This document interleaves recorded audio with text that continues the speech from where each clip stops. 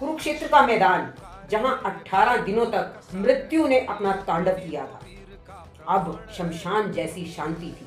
चारों ओर टूटे हुए रथ, मृत हाथी व शवों के पहाड़ बिखरे हुए थे।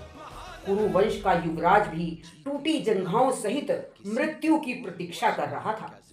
जीवन मृत्यु के बीच झूलते हुए दुर्योधन के पास जब माधव पहुंचे तो दुर्योधन की आंखों में पीड़ा थी, लेकिन कृष्ण को देखते ही उसने अपनी हार का सारा ठीकरा श्री कृष्ण की छल कपट पर फोड़ दिया। श्री कृष्ण जो भूत भविष्य के ज्ञाता थे, मुस्कुरा दिए। उन्होंने दुर्योधन के क्रोध को शांत होने दिया। फिर उन्होंने दुर्योधन से कहा, तुमने अपने काल को पहचाना ही नहीं।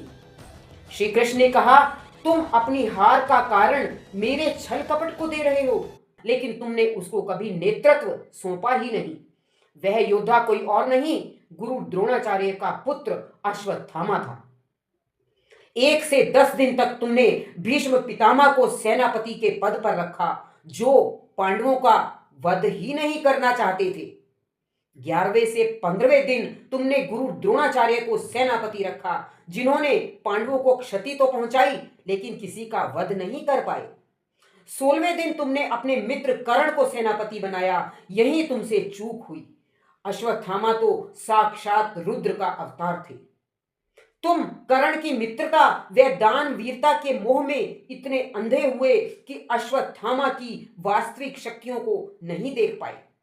अश्वत्थामा साधारण व्यक्ति नहीं था, वो तो शिव का अवतार था। जहां कृपाचार्य 60,000 योद्धाओं से लड़ सकते थे, वहीं अश्वत्थामा 72,000 योद्धाओं से अकेले लड़ सकता था। अश्वत्थामा ने परशुराम, महर्षि वेदव्यास, भीष्म पितामह और ऋषि दुर्वासा से अस्त्र शस्त्र की शिक्षा ली हुई थी। वो मेरी तरह 64 कलाओं और 18 विधाओं में पारंगत था। उन्हें जन्म से ही मस्तक पर मणि मिली थी, जिसे युद्ध में मारा नहीं जा सकता था। वो अमर था। कृष्ण ने दुर्योधन को समझाया कि यदि तुम 16वें दिन ही अश्वत्थामा को सेनापति बना देते तो वो उसी दिन अपने रुद्र रूप में आकर युद्ध की दिशा ही बदल देते, लेकिन तुमने एक अमर योद्धा के स्थान पर मरणशील योद्धा कर्ण पर दांव लगाया। 18वें दिन जब तुमने उसे सेनापति बनाया तो उसी रात उसने धृष्टद्युम्न, शिखंडी, 5 पांडव पुत्रों और सारी बची हुई अक्षौणी सेना का वध कर दिया। दुर्योधन की कहानी सिद्ध करती है कि यदि सही समय पर सही निर्णय ना लिया जाए तो सर्वनाश निश्चित है।